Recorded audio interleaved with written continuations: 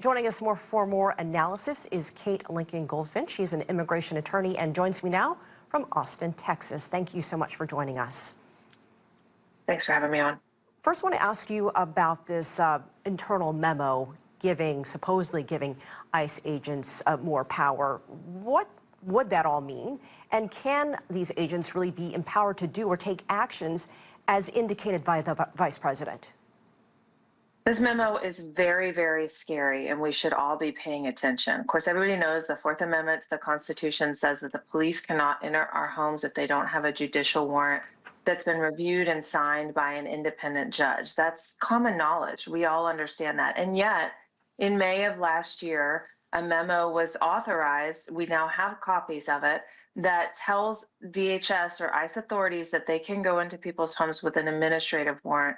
And what that is essentially just a piece of paper from DHS that says they're looking for somebody on this piece of paper. It is not reviewed by an independent authority. No evidence is required. And what this means, and what we've seen in Minneapolis, is that new ICE officers are being trained to just go into people's homes and rip them out of their homes. And this is really scary for everybody who's living in the United States if all of a sudden our biggest law enforcement agency thinks that they can break into our homes without a warrant. Yeah, and most people don't know the legalities or what is allowed, what's not allowed. So how do situations like that get sorted out? And we're seeing some of this happen on camera. Is there anyone else on the ground, another agency or group that can either observe or protect people in these situations?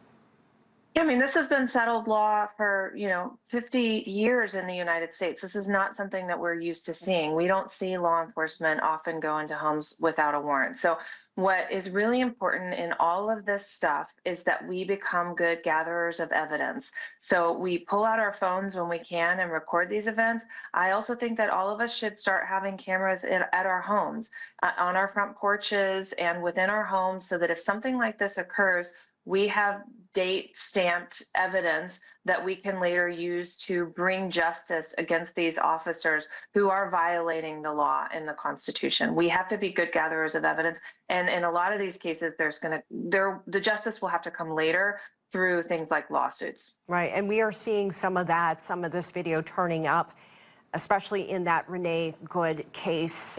Any advice you have for people who find themselves in situations like this? And, and many times people may not have English as their first language or understand what's going on.